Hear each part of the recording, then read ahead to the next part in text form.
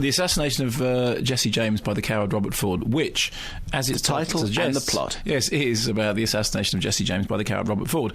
Brad Pitt is Jesse James in the latter period of his life, when he's gone from being the kind of the gunslinging outlaw who gets away with anything to being the gunslinging outlaw who's a kind of borderline psychopath who happens to have a wife and kids but is largely psychopathic, but is more importantly looking every day more and more like he is embracing death. Along comes Casey Affleck as the coward Robert Ford, who, as we know from the outset, I mean, it's one of those things in which the title tells you the plot, even if you didn't know the plot beforehand. And but of course, it's crucially that's not actually the ending. What you know is that this one character is going to kill the other character, and that's what it's about. So there's never any ambiguity about that at all. But it is about the idea of approaching death. But it is also, I think, importantly, about the idea that the character who is going to kill Jesse James is, in a very modern, celebrity-conscious kind of way, obsessed by him.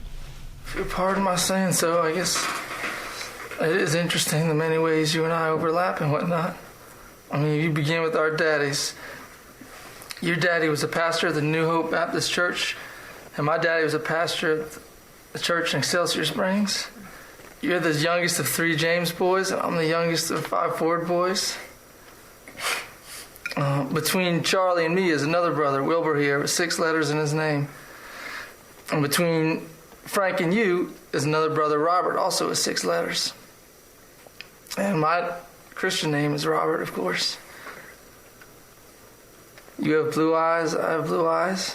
You're 5 feet 8 inches tall, I'm 5 feet 8 inches tall. Must have had a list as long as your nightshirt when I was 12, but I seem to have lost some curiosities over the years. So the entire movie is framed in this way, that you have this one character who's slightly pitiful, slightly sort of weedy, and who lives completely in love with the myth of Jesse James, and it is the myth of Jesse James. And this, we know from the beginning, is the person who will bring about his outset. So there are many things that this chimes with. One of them, of course, is that there is a slightly biblical thing to do with Judas. There is also, I think, hints, for example, of Mark Chapman, of the killing of John Lennon, to do with you're obsessed with the celebrity, and that becomes, absolutely lethal. And it's also about the way in which the myth implodes upon itself, that the character who is going to die brings about their own death. They understand that what they're in is a kind of end game, that what they're doing is they're doing the dance of death. It's, to some extent, there's a bit of seven seals, the seventh seal, I suppose the Seven Seals, which is a dancing circus movie involving rubber balls, not that one. Now, the interesting thing about this is that both the things I've said about it and the title make it sound terribly portentous and terribly ponderous. In fact, there was a column in one of the newspapers today saying, any movie with a title like that has to be a ponderous pain.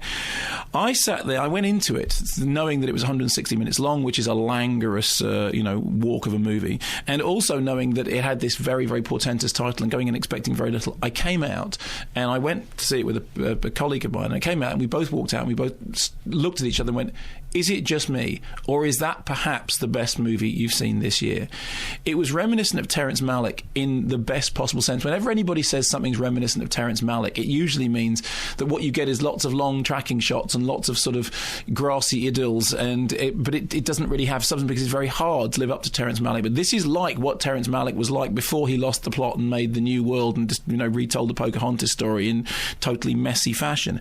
It has some very fine performances. Brad Pitt is pretty good. Casey Affleck in many ways steals the movie out from under his nose because he plays the coward and he does it brilliantly.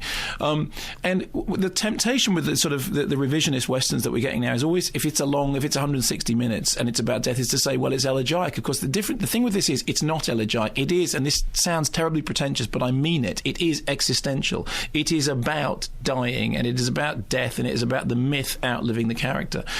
And amazingly, for a film in which fundamentally the key thing that's happening, you know what's going to happen. The guy's going to meet, he's going to kill him. Everyone knows that story. It's a very, very famous, it's such a famous story, of course. It's in the song, the Ballad of Jesse James, and and which famously has the line about poor Jesse had a wife to mourn for his life, 3 children, they were brave, and at one point one of the guys went, he didn't, he had 2 children.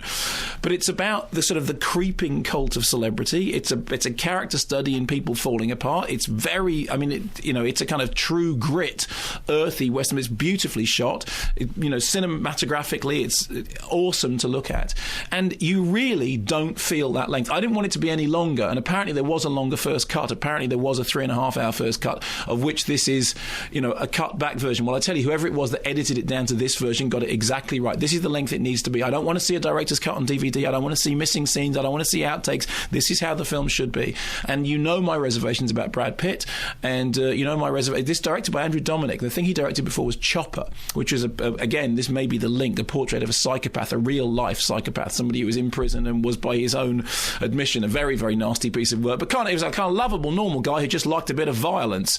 Well, funnily enough, that's sort of what, and of course Chopper was Antipodean Welsh, thank you, but he was played by Sir Anthony Hopkins, and in many ways that does chime with the Jesse James character, but the centre of attention here is the coward Robert Ford. Of course, that title is meant ironically. It's all about what it means to be a coward. Of course, in these terms, it's the mythical terms. And I don't want to overstate this, but it's really good. And I'm going to go and see it again now because I was so surprised at how good it was. I kind of stumbled out into the light and went, blimey, well, I didn't see that coming at all. There is an outside possibility that on the second run, it may not be quite as shimmering, although the colleague that I went to see it with, Nigel, my very good friend, saw it again a couple of days later, and I spoke after. I said, is it still as good? He went, it's every bit as good. It's really something, and it's currently vying with things like This Is England for my best of the year list. Which I think people might be surprised about, because exactly as you say, people have taken against it because of the titles. Some reviews have been particularly sniffy, and you get the sense they took against it right from the word go, just because they've looked at that. Because of the title, no, I know. Because it does sound pompous. It sounds pompous and pretentious, but it's like Eternal Sunshine of the Spotless Mind.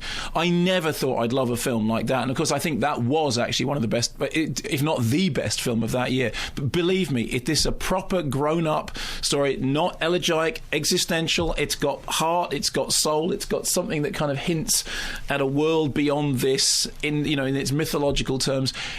It's really good.